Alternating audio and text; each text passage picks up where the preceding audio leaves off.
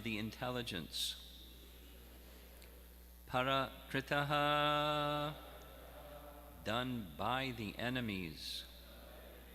Utaho, or te, of you. Svataha, by yourself. Abhavat, was. Banyatam, let it be told. Shrotu kamanam,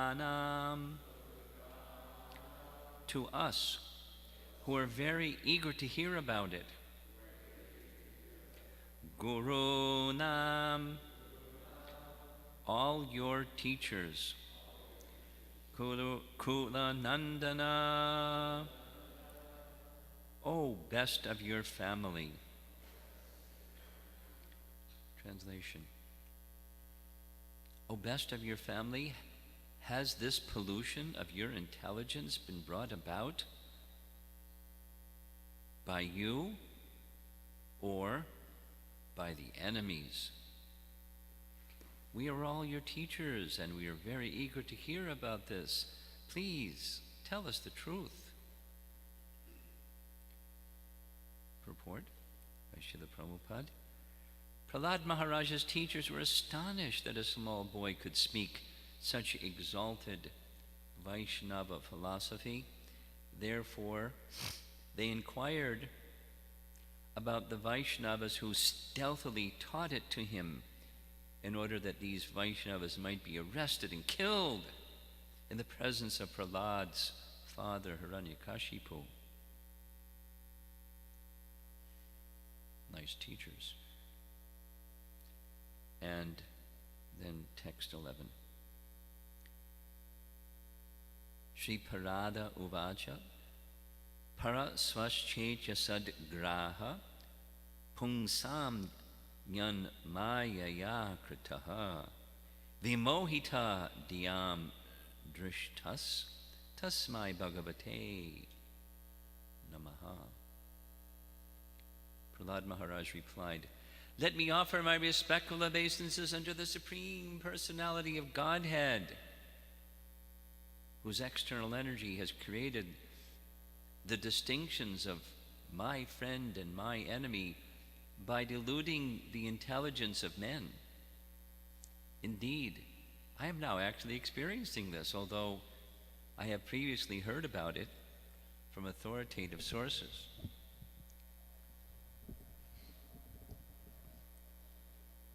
And Srila Prabhupada's purport, as stated in Bhagavad Gita 5:18, Vidya Vinaya Sampanne Brahmane Gavihastani Shuni Chaiva Swapakecha Pandita Samadarshanaha.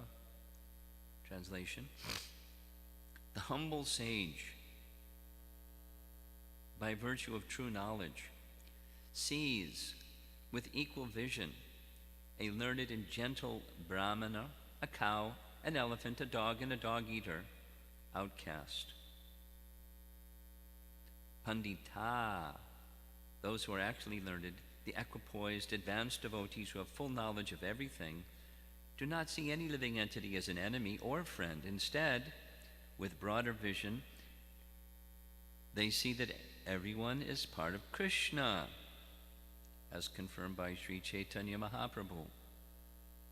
In parentheses, Jivera Swarupahai Krishnara Nityadas. Every living entity, being part of the Supreme Lord, is meant to serve the Lord. Just as every part of the body is meant to serve the whole body. Paragraph. As servants of the Supreme Lord, all living entities are one. But a Vaishnava, because of his natural humility, addresses every other living entity as Prabhu. A Vaishnava sees other servants to be so advanced that he has much to learn from them. Thus he accepts all other devotees of the Lord as Prabhus, masters. Although everyone is a servant of the Lord, one Vaishnava servant, because of humility, sees another servant as his master. Understanding of the master begins from understanding of the spiritual master. Yasya prasadat bhagavat prasado yasya prasadan nagatikatopi. Quote, by the mercy of the spiritual master, one receives the benediction of Krishna. Without the grace of the spiritual master, one cannot make any advancement. Then another, sakshad hari trena samasta shastraya uktastata bhavyata eva sadbihi kintu prabhorya priya eva tasya bande guru sri charanarvindam. Translation. The spiritual master is to be honored as much as the Supreme Lord because he is the most confidential servitor of the Lord. This is acknowledged in all revealed scriptures and followed by all authorities. Therefore, I offer my respectful obeisances unto the lotus feet of such a spiritual master who is a bona fide representative of Sri Hari Krishna. The spiritual master, the servant of God, is engaged in the most confidential service of the Lord, namely delivering all the conditioned souls from the clutches of Maya in which one thinks, this person is my enemy, and that one is my friend. Actually, the Supreme Personality of Godhead is the friend of all living entities, and all living entities are eternal servants of the Supreme Lord. Oneness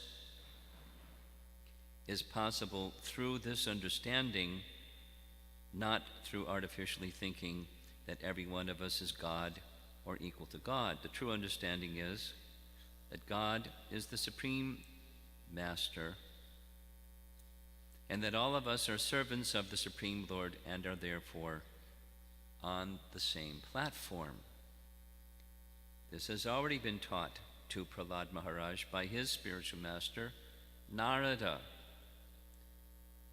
But Prahlad was nonetheless surprised by how a bewildered soul thinks one person his enemy and another his friend. In the last paragraph. As soon as one adheres to the philosophy of duality, thinking one person a friend and another an enemy, he should be understood to be in the clutches of Maya. The Mayavadi philosophers who think that all living entities are God and are therefore one is also mistaken. No one is equal to God.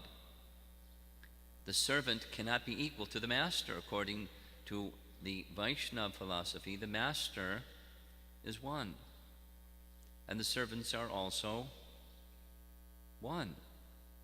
But the distinction between the master and servant must continue even in the liberated stage. In the conditioned stage, we think that some living beings are our friends, whereas others are enemies, and thus we are in duality.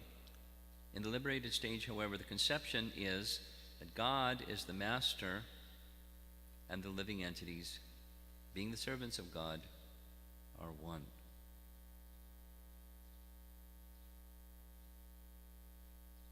Very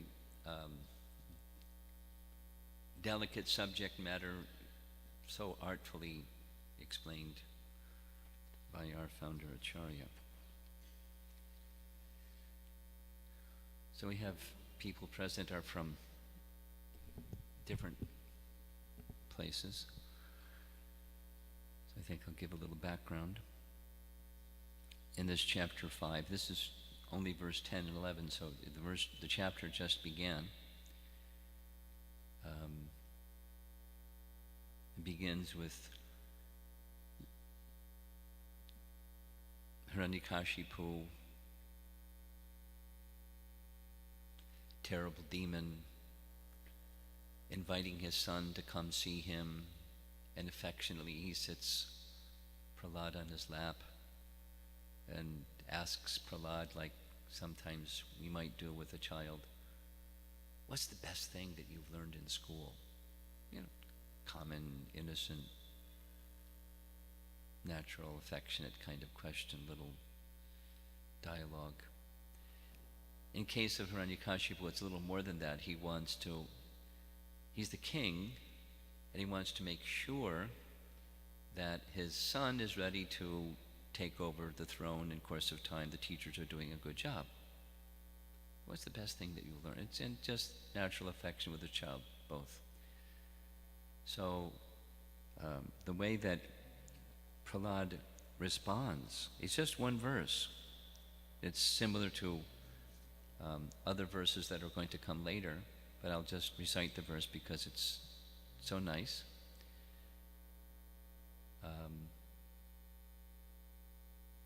It's shocking to Hiranyakashipu. Just speaks one verse. So here's the verse. Tat sadhu manye suravarya dehinam sada samudvigna diyam asat grahat hitvatma patam grihamanda kupam vanam gato yad dharim ashrayeta. So what's the best thing that you've learned?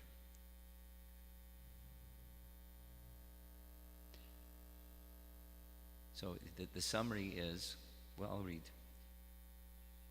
As far as I have learned from my spiritual master, that's the best thing that he's learned from Narada. Any person who has accepted a temporary body and temporary household life is certainly embarrassed by anxiety because have fallen in a dark well where there is no water, but only suffering. One should give up this position and go to the forest. More clearly, one should go to the forest of Vrindavan, where only Krishna consciousness is prevalent, and one should thus take shelter of the Supreme Personality of Godhead. Nice translation, a little embellishment.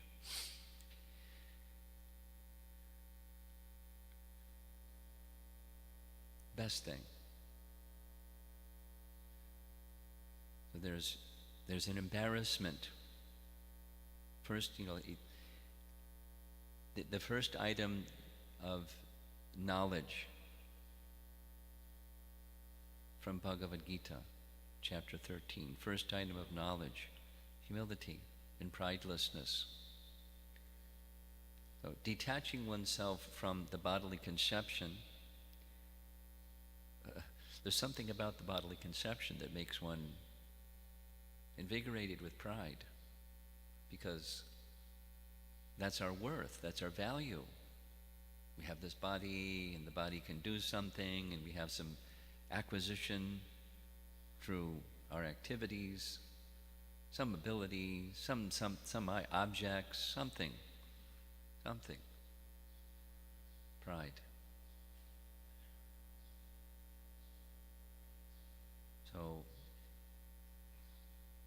one who has that bodily conception should reject that bodily conception and to accept that the spiritual conception,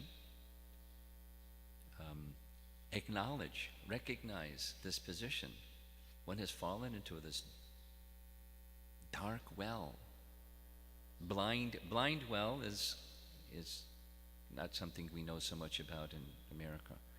But a well, once upon a time, a well is dug, and at the bottom of the well, the purpose of the well is to get water. But when the supply of water dries up, then not a useful well anymore, and so it just grows. And from time to time, at least in fields or around homes or in villages, there are places where there's a blind well. It's like, a well that used to have water doesn't have water, and so grasses grow around the well, and it's dangerous, especially if they don't cover the well, because people can fall in the well, and there's no water. You die falling in the blind well. I know someone, a devotee, that happened. They fell in a blind well. They died. So if you're in a blind well, the purpose of the well is water and there's no water and there's no escape because you're at the bottom of a well, what should you do? Give up the blind well position and go to the forest, or relinquish, purposefully step away from the bodily conception and acting for the purposes of receiving benefits from working in the bodily conception, fruitive work. And then engage oneself, harim ashrayeta, harim ashrayeta, ashra, take shelter of, hari, to engage in devotional service. Let go of the bodily conception and engage in devotional service. And at least one traditional method of doing that is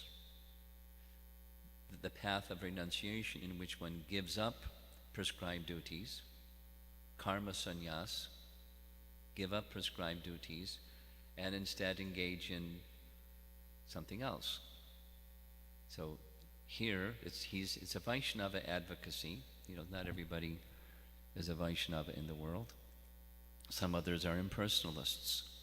So they give up prescribed duties, karma sannyas, and then I start identifying themselves with Narayan. So that's being addressed in the next purport. Text 11.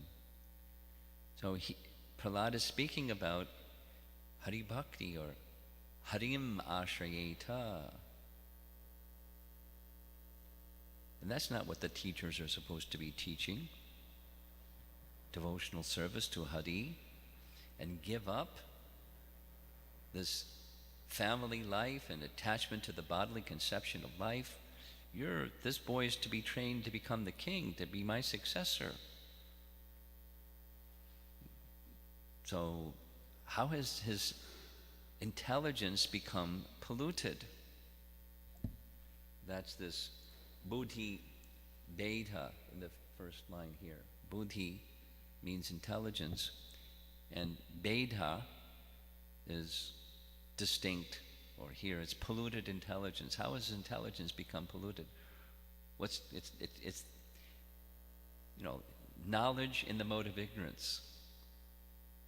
Is that which is to be done is not to be done. And that which is not to be done is to be done.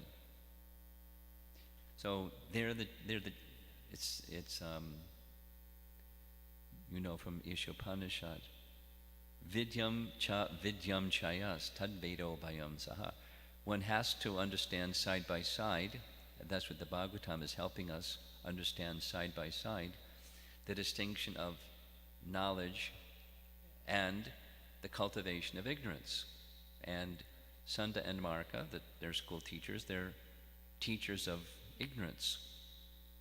They're cultivating ignorance, bodily conception, and with bodily conception, seeing the distinction between things and the Supreme Lord. And then there's my group, and then there's another group. My friends, they help me over here, my side of interest of accumulating things. And over there is the other side, the enemies, because they're interested in, they have some of the things that we want, or they're encroaching upon the things that we have, friends and enemies. This is the world of duality. So Prabhupada is making the point, clearly, that there's this extreme, there's that extreme, and both are wrong. There's the friends-enemy extreme, and then there's this sense of oneness where you homogenize the distinctions between living entities and say that we're God. It's a whole philosophical construct, word jugglery construct, but that's like the end game. Is the assertion is we're all God, and to get there, that we're all God, you have to call every living entity as God, and anything else is illusion. It's false. Variety is false, and individuality is false, and everything where there's diversity, plurality, difference, it's just false. And the reality is, it's a very intricate philosophical program, but we're God. So there's another sense that's Prabhupada is very beautifully articulating, starting with this verse from Bhagavad Gita, Vidyavanai Sampani Brahmani Gavihastani Shuni Chaiva Supakicha Pandita. A pandit is a learned person, and a learned person, sama darshana, sees all living entities equal. Prabhupada, in that purport of that verse, makes it very clear. Seeing all living entities equal doesn't mean that you see a lion and you go and embrace the lion. You behave differently with different embodiments. We recognize a social structure within society, and then different living entities have different bodies, and we relate according to those distinctions, while recognizing all the time there's a spiritual spark within, and that spiritual spark is part and parcel of the Supreme, and all of the sparks unto the Supreme are the servants. There's a sense of oneness in that we're all servants, parts of the Supreme, that sense of oneness, and then making distinctions in practical terms, in terms of embodiment. And I was thinking just upstairs reading the purport, and down here again reading the purport, there's distinctions even amongst those living entities in the human form, specifically amongst, as being said in the purport, amongst those who are Prabhus. Very nicely presented. Amongst those who are Prabhus, that springs from the natural humility of a Vaishnava. Although, on the one hand, there's a sense of oneness amongst all living entities. By natural disposition, a Vaishnava is humble. It's just a natural virtue. Without being humble, how's one going to become a Vaishnava, a servant of the Supreme? So humility is operating. Then they regard other living entities as Prabhu. At least that's the training. And those who are Prabhus, there's something to learn from them. There's later sections of the Bhagavatam where one can learn all kinds of things from all varieties of living entities. There's so many different spiritual masters out there where one can learn from this living entity and that living entity and the other living entity about reality. There has to be some discerning capacity, but there's a gift of knowledge to be gained in so many ways. If your antenna is up and Super Soul is guiding, and instruction can come.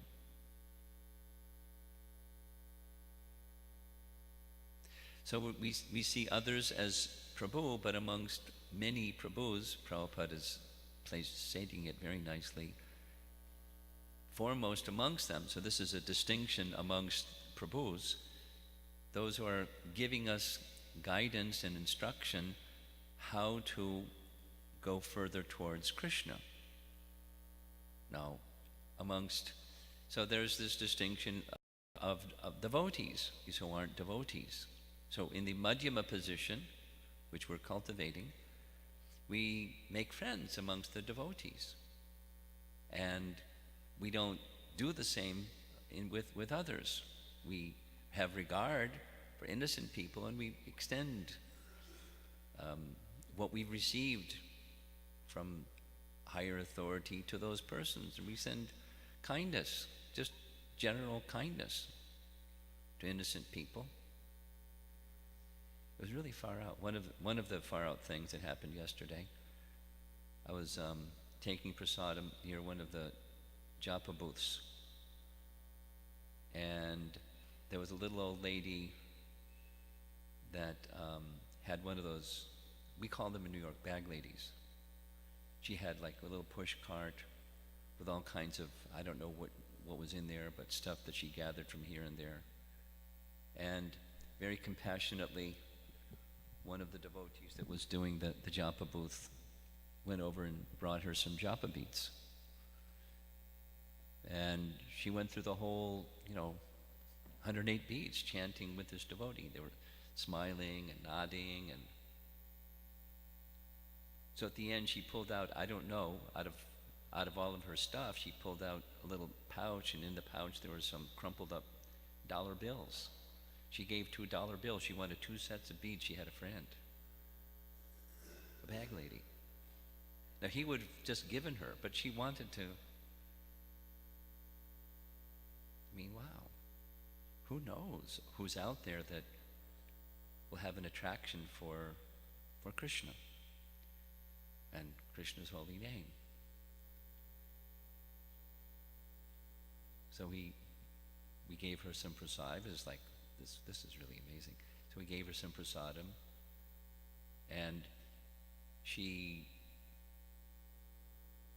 ate some, and she wanted to save some for her friend.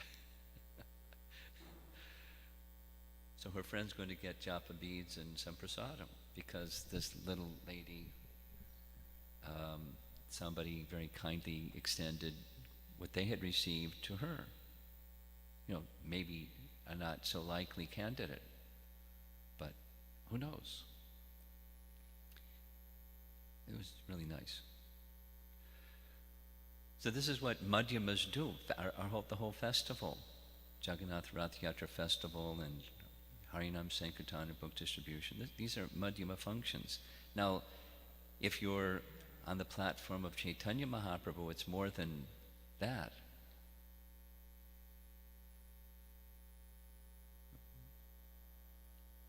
Bringing Krishna back to Vrindavan, because he has left Vrindavan, although he never leaves Vrindavan. It's that, there's all kinds of transcendental rasa messages with Krishna consciousness, or even our Madhyama functions. That's a whole other. Uttama Adhikari personalities may come to the Madhyama platform, not lower their consciousness, but come to that platform inspired by their spiritual master, or inspired by Krishna, or inspired somehow to perform a Madhyama function, although they may be far beyond the Madhyama platform. And extending mercy is natural, just as Prahlad was doing with his classmates, which it's coming attractions. It irritates the heck out of Hiranyakashipu. But again, extending Harim Ashrayeta, verse, encouragement to take shelter of Lord Hari. Now, the friends and enemy persons, especially demons, they see that as like really bad. Because Hari is the enemy, those who take shelter of Hari then become enemies, and those who teach to take shelter of Hari become enemies.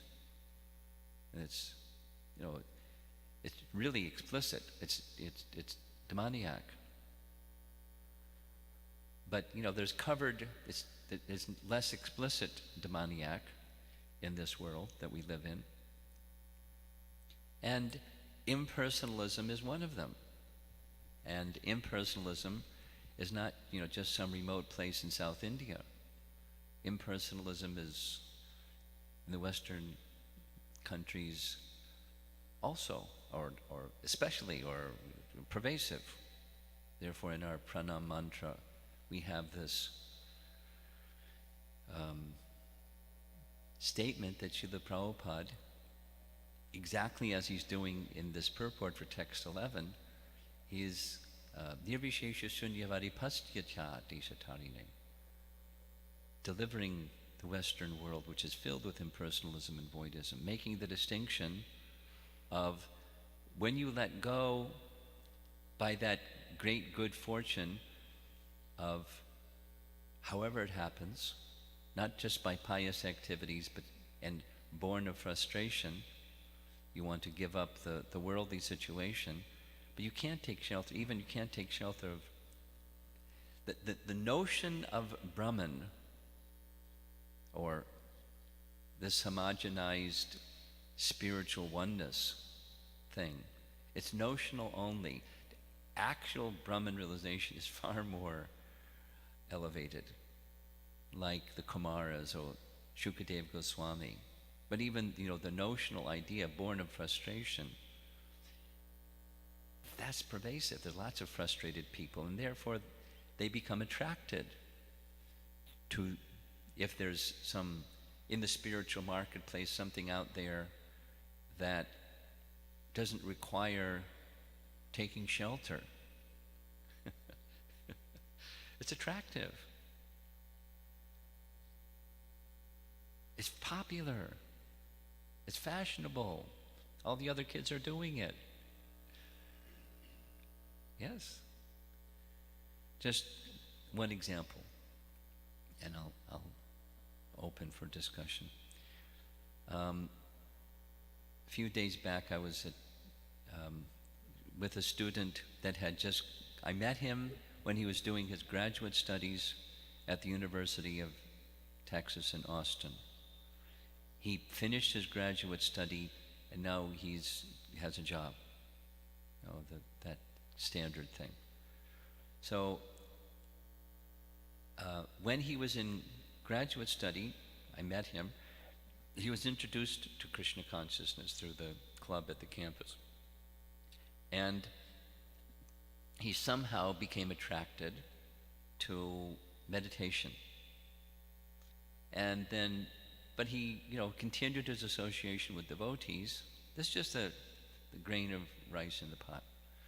He, through association with devotees, he came in contact with the chanting of the holy name, and he was sharing with me, when I do this meditation,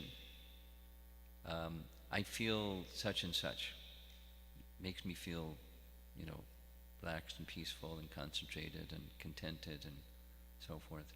And when I do chanting, I understand the message about chanting, but when I do chanting, I just find it's monotonous and mechanical, and I must be doing something wrong, so, what's your advice? It's a very simple, honest, uniquely honest kind of expression. So where the discussion went was, why is it this process of meditation seems to be more appealing, and the process of chanting the holy name seems to be less appealing? I asked him, what is the type of meditation that you're doing? Is it the kind that you fix your mind on one thing, or the kind that you try to empty your mind of all things? He said the second one, along with following breath. Okay. And what's your experience when you do that? Okay. I'm before I started chanting, I was doing that too. And what's your experience after you feel very peaceful and relaxed and, spiritual? That's like spiritual. That's the spiritual experience. What happens after that? And I didn't even, he just said, you're right. It just starts to get cluttered again. He said, and did you think about why it's like that? He said, well, I'll suggest why it's like that. It's just not natural. The negation of the disturbances in the mind by a mechanical process, it's unnatural. It's not like what people do. It's not what living entities are active. So you just like shut off activity, turn off the body, turn off the mind, at least like hit the pause button. But how long can you stay that way? The souls are active. And when you do activity, your consciousness isn't purified. Turmoil is going to resume slowly, or intermediate or quickly? He said, yes, that's exactly what happens. So now, what is it about chanting that to you looks mechanical and that doesn't look mechanical? So what is chanting? It's the holy name. It's Krishna. He was Indian born, so I said, there's a verse. Abhina tvam nama namino. There's, just like here, Buddhi beta, or beta means difference. Bina means separate. Abhina tvam, having the quality of non-difference between nama and namino, the name and the person. So how come calling Krishna's name, it's mechanical or monotonous?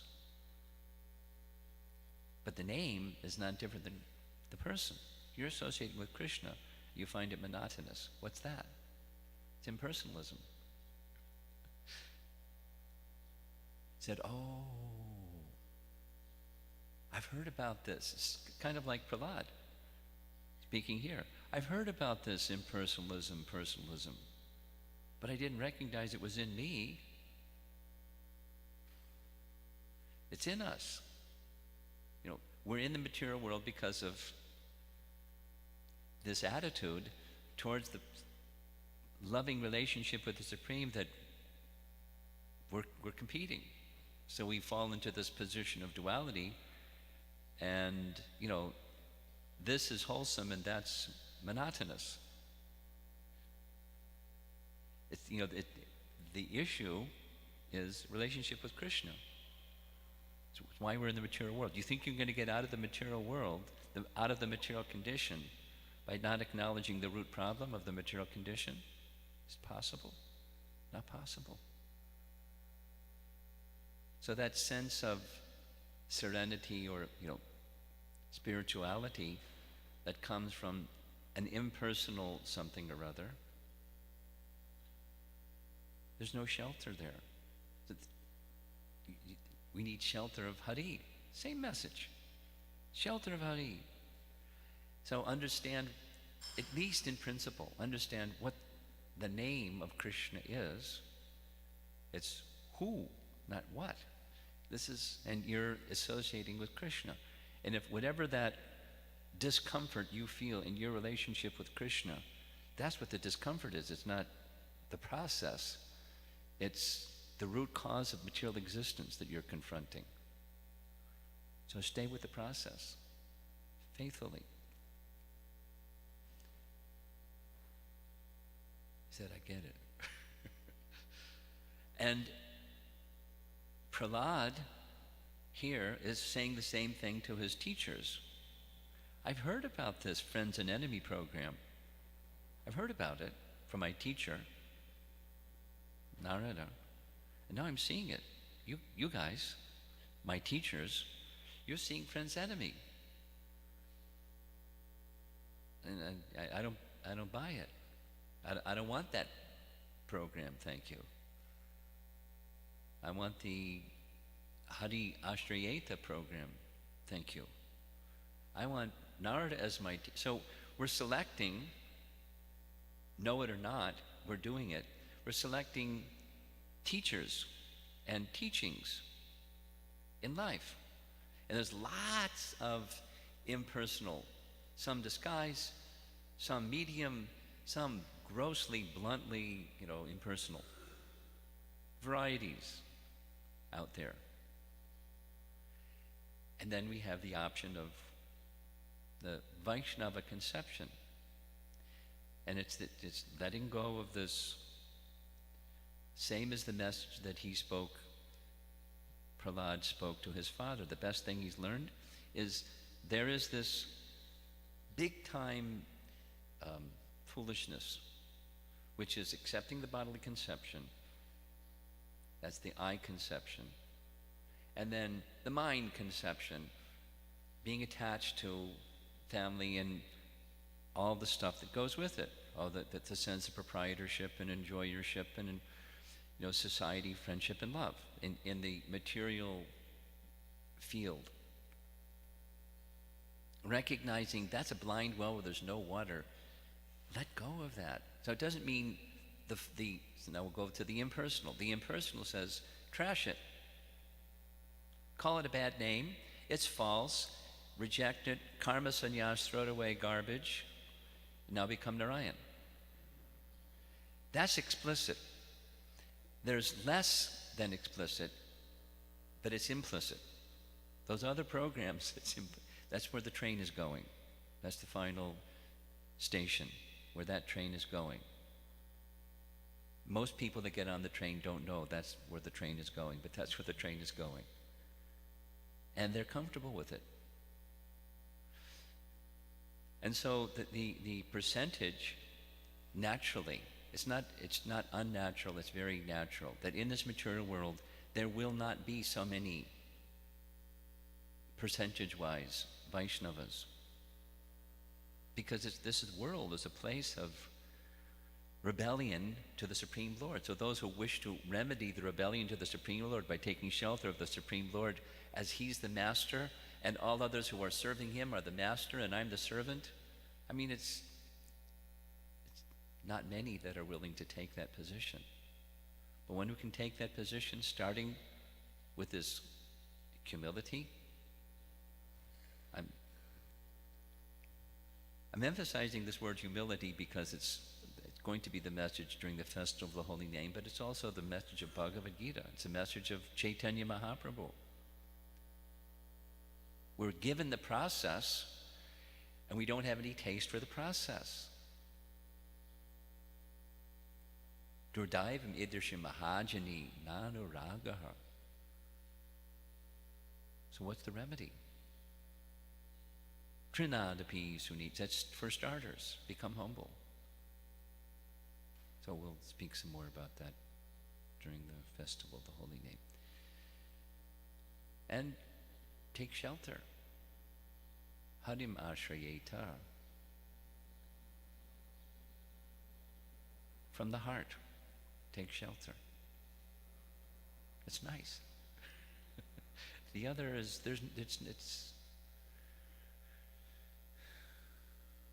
it's unfortunate.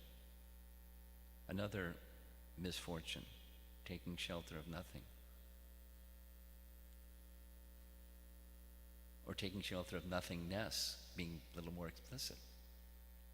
Shelter of nothingness. Whew. How unfortunate. And go over the other side, take shelter of illusion. As the language is very explicit, maya, seeing friends and enemies. That's another misfortune. So what else? Nothingness or, maya. There is a path of shelter of Hari. And starting with awakening that tendency for being in the mood of service to Hari through the chanting of the holy name and all the other processes of hearing and chanting, that's the path.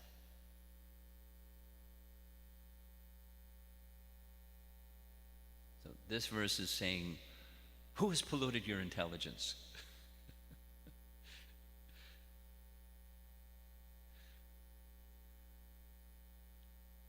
Did someone else do it, or was it you yourself? We'll hear what Prahlad has to say in response.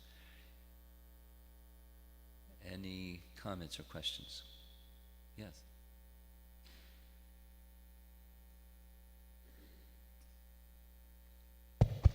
Hare Krishna Maharaj. So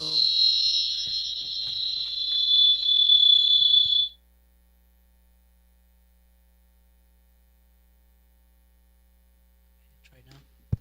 Hare Krishna. Okay. Sorry, my voice is a little short. You deliberated the Madhyama and the Uttama perspective on Rath Yatra. And the question came to my mind, how will the Kanishta or the Madhyama ever become an Uttama if we don't generally hear much about If you don't what? If we don't generally hear much about the Uttama's transcendental perspective on the same activity that for us is maybe an outreach endeavor. Because I was thinking that it's no doubt wonderful to see someone for the first time chant Hare Krishna and take a book, but one could argue that it's arguably more wonderful that a soul is taken from his position of self-centered enjoyment to giving up A his soul is taking the selfishness, position of what? Self-centered enjoyment. to the position of relinquishing that for becoming an instrument in the spiritual world in the hands of the I heard about 50% or maybe 60% of what you just said. I have a problem in hearing. Should I have Manoj read the question? He's got a sweet Huh? Mayapur. Yeah, yeah, yeah, yeah. Yes.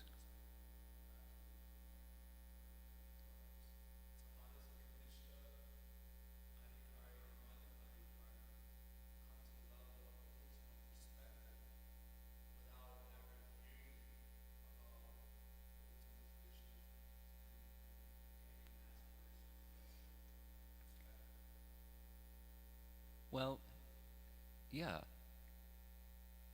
Very simple. Hearing Srimad Bhagavatam, chanting the holy name, and serving the devotees, and worshiping the deity. That's how. Should I elaborate?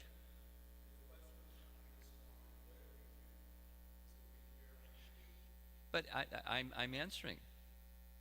I'm answering. I'll elaborate. I'll elaborate.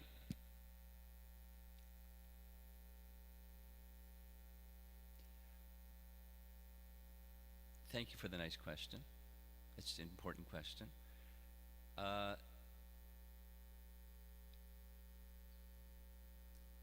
For example, hearing Srimad Bhagavatam, we are hearing Vyasadeva is the compiler.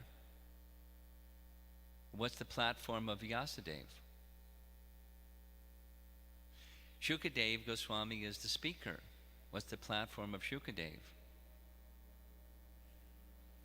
And even in the presentation, for example, of Lord Brahma, because I'm going to be discussing the prayers of Lord Brahma, what's the platform of Lord Brahma?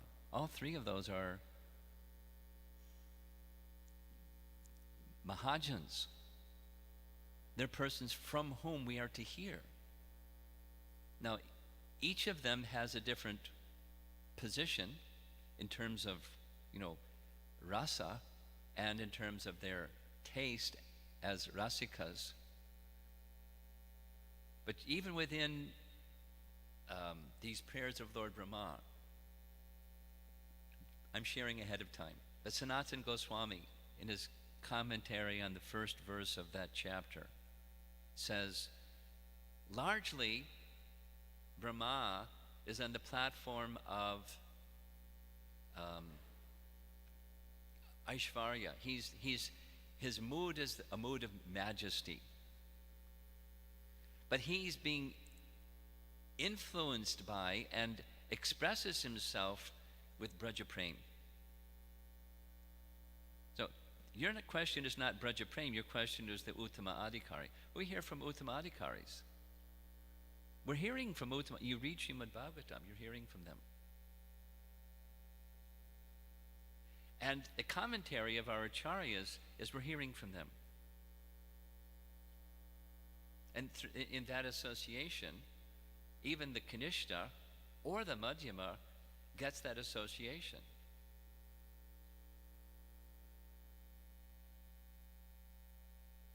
I could elaborate further, but does that work for you, or you still don't like that one?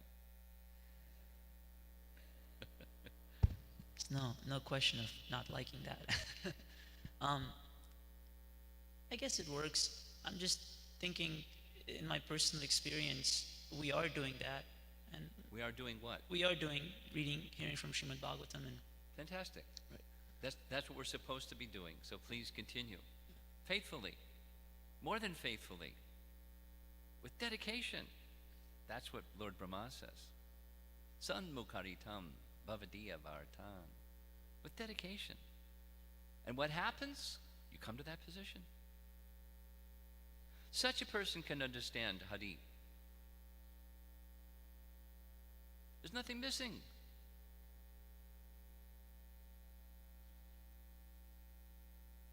Like there's a secret formula that you get a password to when you become like a super devotee, and then they give you the password. Then there's something that you don't have access to just now because you don't have the password.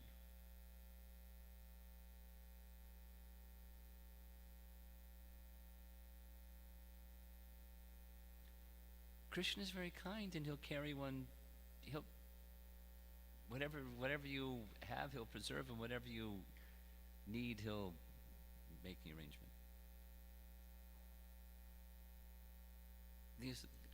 It's there. It's already there. Yes. Hare Krishna Maharaj. In the purport you were reading Vidya Vinaya Sampanne. Speak slowly and clearly. I'm 50% deaf. In the purport you were reading that Vidya Vinaya Sampanne and friends and enemies. Practically in my life, I work in the IT world. And we see that people always put other fellow down, criticize other fellows so that they get higher to the ladders. Yes. And which is unfortunate. But when I am getting an answer that Hari Ashrita, so practically what should I be doing when I am victimized in that situation? You're not. Give up the notion that you're being victimized. That's what you should do. Oh.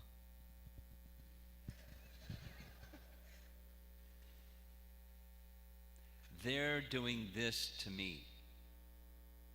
That's Maya. But you could give me an argument that said, no, they're doing this to me. They can't touch you. This is Bhaktisiddhanta's statement. No one can harm you except you yourself. They're not. If you're Krishna conscious IT guy, in a place where people are doing Friends and Enemies program, you're protected by Krishna. They may be thinking, and you may also be thinking, and you're no better than they are if you're thinking that they're doing this to me. I'm the victim. You're part of the program. You follow? So now, let's flip the question around and say, what should I do in that environment? Take shelter of Hari. Don't play the game. Don't be a participant in the duality game. So even loss comes, we should accept. Huh? If something goes wrong or we lose job, we lose something, we should accept it. What are you going to do anyways? You lose your job or don't lose your job. Supposing you're one of them and you're the Friends and Enemies player. You can lose your job or not lose your job. So one is play the game and maintain your job or not maintain your job because somebody else plays better than you play and you lose your job. Then you play better than the other guy and he loses your job instead of you lose your job. That's, you can do that. That's a choice. In other words, you don't play the game. You work for Krishna. Now, if you work for Krishna, is it possible that it might rain? Then it might rain. There's duality. One day it's going to be sunny, another day it's going to rain. If you're a devotee of Hari, it's never going to rain? It's going to rain. So some days this, some days that. Duality is going to have its program going on. But a devotee of Hari just worked for Hari. They're like Prahlad. He's not seeing friends and enemy. Look what they're doing. They're trying to get him to play the game. Training him in diplomacy and politics and all of that stuff. He's not interested. He's not going to play the game. He could, just like for self-preservation. Play the game. At least externally play the game so I'll be protected and I won't have to, they can't hurt me because it just at least make like I'm playing the game. He doesn't do that. Now, depends on our consciousness, So he's on the very, we cannot imitate Prahlad, but we're not given tests commensurate with Prahlad's tests. It's not like if you don't play the game, we're going to kill you. We know that's what they're planning to do. We're going to find those Vaishnavas and we're going to kill them. This Prabhupada is very clear in the purport.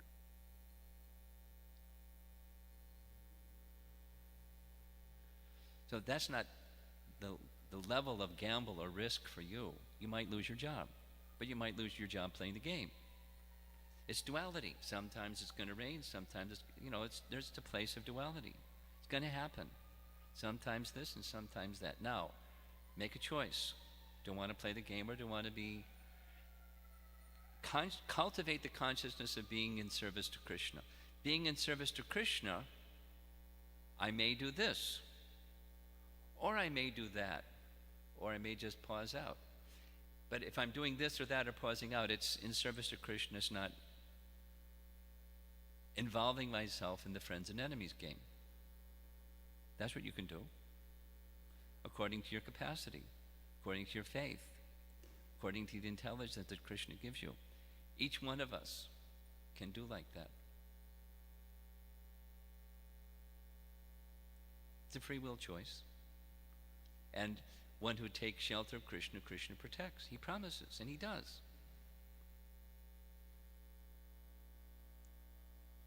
Just this past week, this is Monday, the past week, somebody called me from work without the details. The friend's enemy thing was going on. And, they were really, really irritated because of, without the detail, what to do. They're at work, and they're ready to, walk out because it was just so ugly. What to do? Same message. So it's not just theoretical. And it's not only in the IT forum.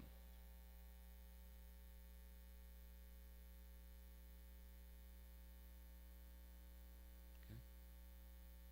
Yes.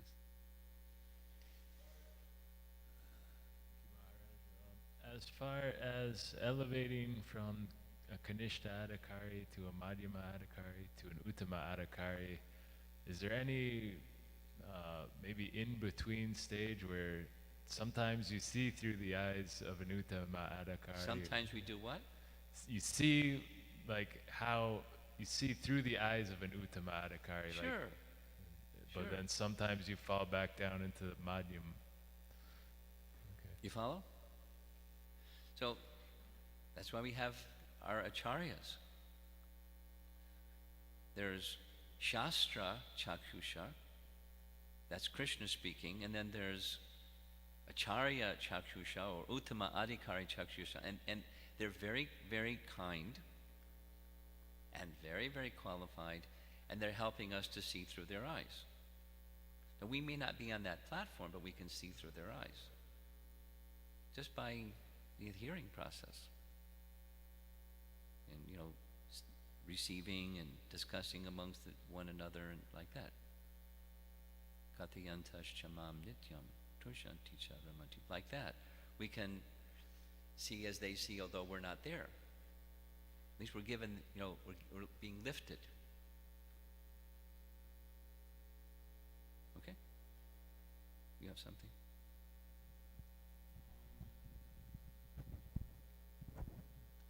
It was in relationship to Himanshu's question also.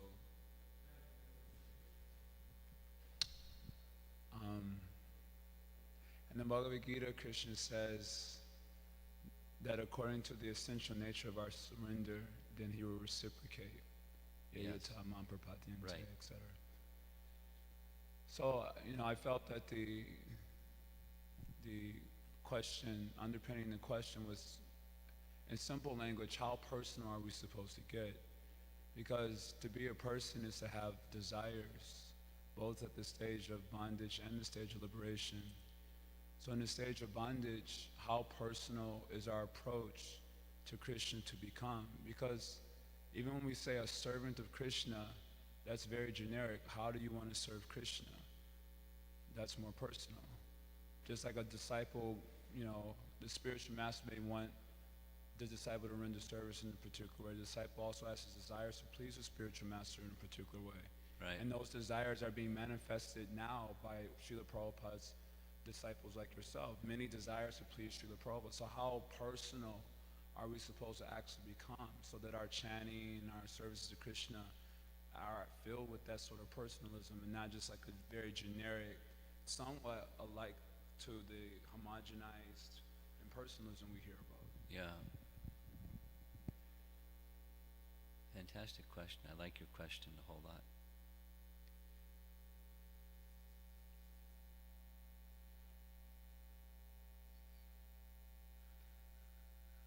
Well, you repeated it several times. How personal should we get? And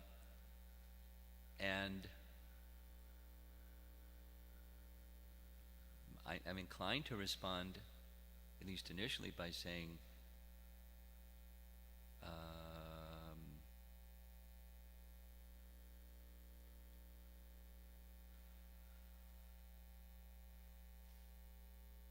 as personal as you can, and then at the same time being respectful of the company that you keep. Meaning, in different circumstances, one will exhibit that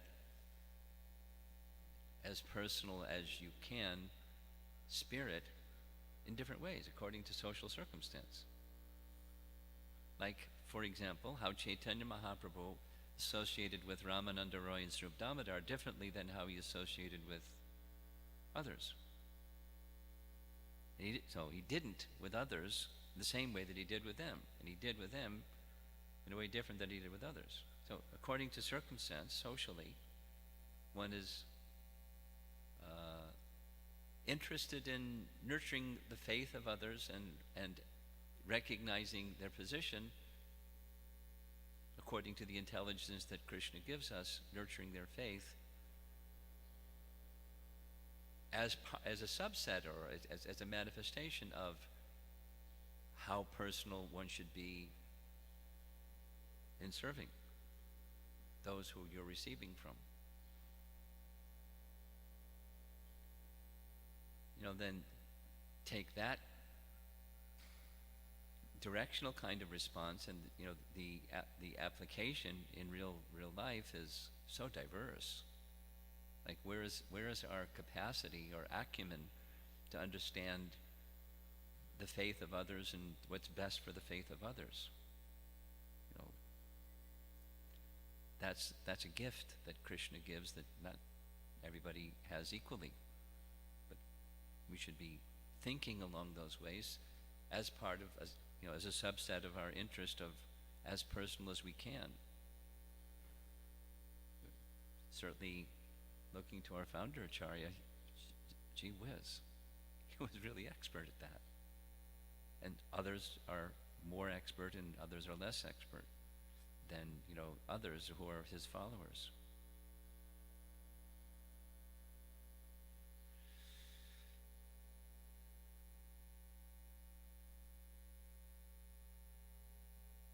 Anyone else?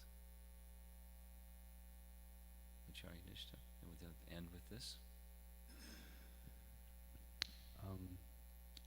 Also, we were talking about the emphasis events at Rath Yatra on attracting new people, getting them to chant and become involved in our society. And sometimes the relationships, with new people, it's so exciting and devotees become extremely warm, but other times there's so many other devotees coming and the relationships with other devotees may not even be at that degree.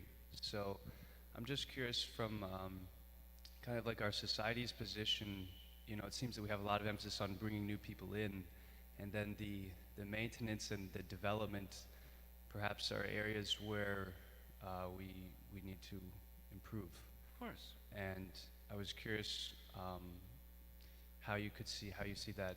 What are areas, and what do you see that The we whole need shebang. to increase the The whole thing. mem- The whole thing. retain the members? The whole thing. Across the board.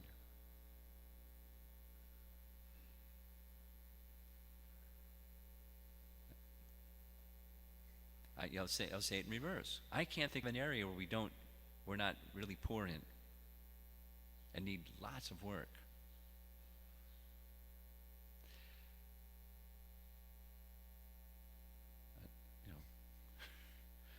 You know, let's just take categories. There's been a fair amount of conversation and exploration and contemplation on our brahmachari training and education and transitioning and care throughout life. Huge amount of attention needs to be given to that area. Huge attention needs to be given. Okay, so there's then care of the deities. That's care of our grihastas. And I can't think of an area where we don't need like an enormous amount of improvement. Enormous. A lot of work to be done.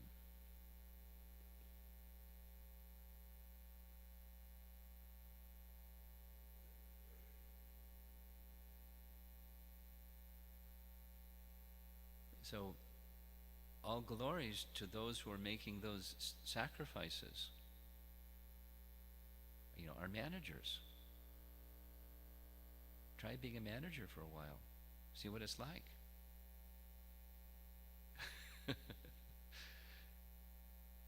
We need a lot of improvement in, how to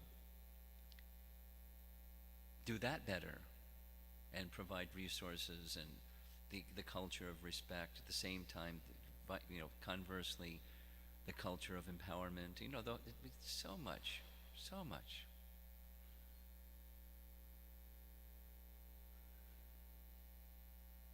One of the impetuses for improving in this area, this broad area that you're asking about, is when we bring people in. Bring people into what? Whether it's just take those two categories, brahmacharis or grihastas. What are we bringing them into? We're inviting them into what? So what do we have? A lot of work to be done. And then, that's part of Vaishnava Seva. It's, fantastic. In different categories. And some people are good at this, and some people are good at that, and some people are good at something else. And then systems of training and education to do any one of those things. Like, say, training children. What do we have in place for training those who are training children? Just take one out of the kitri pot. Someone comes along and they train kids this way, another one comes along and trains kids that way, and what are the elements that are really important, although there's diversity? Are we doing a good job in that? And then take any other thing. Take any other thing. We've got a lot of work to do. But that's exciting, not like, discouraging.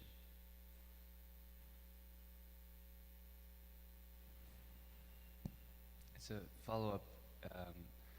It just seems that also that, Krishna's mercy is so readily available, Lord Chaitanya and Lord Nityananda, but, and we see in Iskcon that to really get Krishna's mercy is such a difficult thing, for devotees who've been practicing many years to, give up their practice. They've established a very close relationship with Krishna, but to really get that Krishna's mercy that they can hold on to, is it just the nature of trying to practice in Kali Yuga, or is it things that we're not doing? I have an opinion on this topic. We're going to end after this. I'll say it two different ways. Lots of people, in my opinion or my experience, they join the Hare Krishna movement with their mind.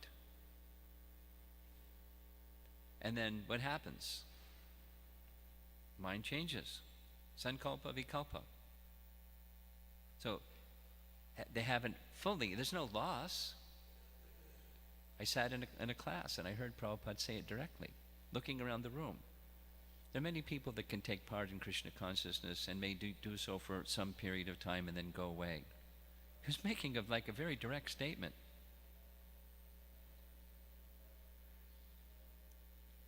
But then he was speaking specifically at that moment about initiation, but initiation for those who are more serious. And then he made it so light. He said those who chant 16 rounds for 6 months minimum, they may take initiation. That was like commitment. Anyway, so we need to go beyond the mind, sankalpa vikalpa, to something, and for that to happen,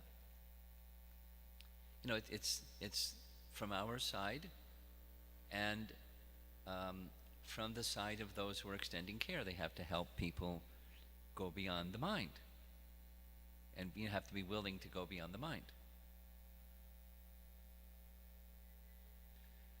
And what's that? Well, that's a whole other thing besides just introducing people to Krishna consciousness. It's important to introduce people to Krishna. It's fun. It's wonderful, getting people to chant and getting people to take prasadam and knowing what's the benefit of that. It's right. It's Rupa Goswami's teaching.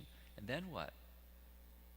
And then what? We have to pay attention to and then what? No, the whole range, all the way up to as far as you can go. We have to. There's no loss or diminution. Someone begins and desists. One time Prabhupada said, don't be surprised when people go away, be surprised when people stay. But part of the encouragement of people staying is the right kind of association, the right kind of example, the right kind of care. That's what helps people get started. It will help people continue. So the Sangha of devotees, we need to become advanced so we're good association rather than the other kind. Don't wait, look for somebody else to be good association. Be good association amongst one another. Kantayantash chamam dityam. Trushanticha, Ramanticha. Okay, last question. You have an announcement? Okay, please. So Maharaj has been speaking on Vyasadeva's trance the last time I was here. It's a 3-part session. So 2 have been done. So tonight, 6:30 p.m. will be the third and final, I believe, Maharaj, third session on Srila Vyasadeva's trance from Canto 1, Chapter 7. So tonight, 6:30 p.m. Hare Krishna. Srila Prabhupada ki